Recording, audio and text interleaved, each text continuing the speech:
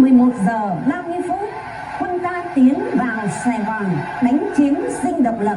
Bộ Tổng tham mưu Ngụy Dương Văn Minh đầu hàng vô điều kiện.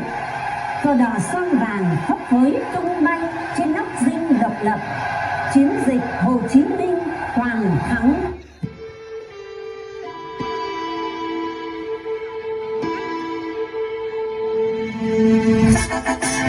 Chiều trên đồi anh đẹp như gọi loài hoa trên đá. Đóa hoa chưa đặt tên vẫn đã hương trên sông cờ già. Tóc thân môi cười bắt đầu như mặt trời giữa sương sâu trong khó khăn. Chị em vẫn cứ xin câu thần lời ca.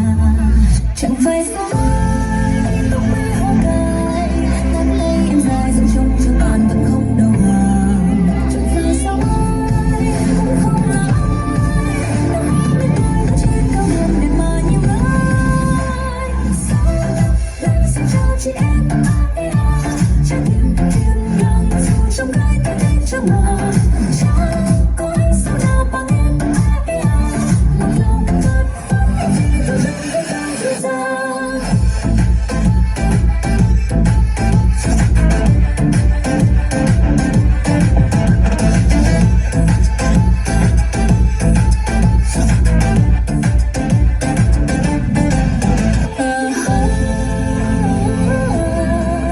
Tuổi đi xuân em có mấy khi quyết lòng ra đi. Giọng em khóc cả trời.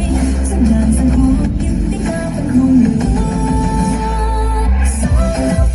Xin chào chị em trái tim thiên đàng dù trong đời tiếng lên trong lòng chẳng có anh sao nào bằng em một lòng thật vẫn em đi theo trong tiếng ai dịu dàng.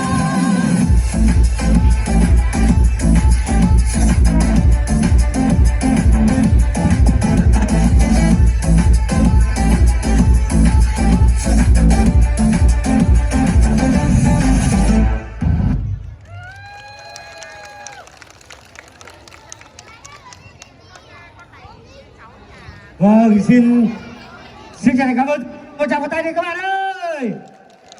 Vâng, để tiếp tục chương trình xin mời các vị đến với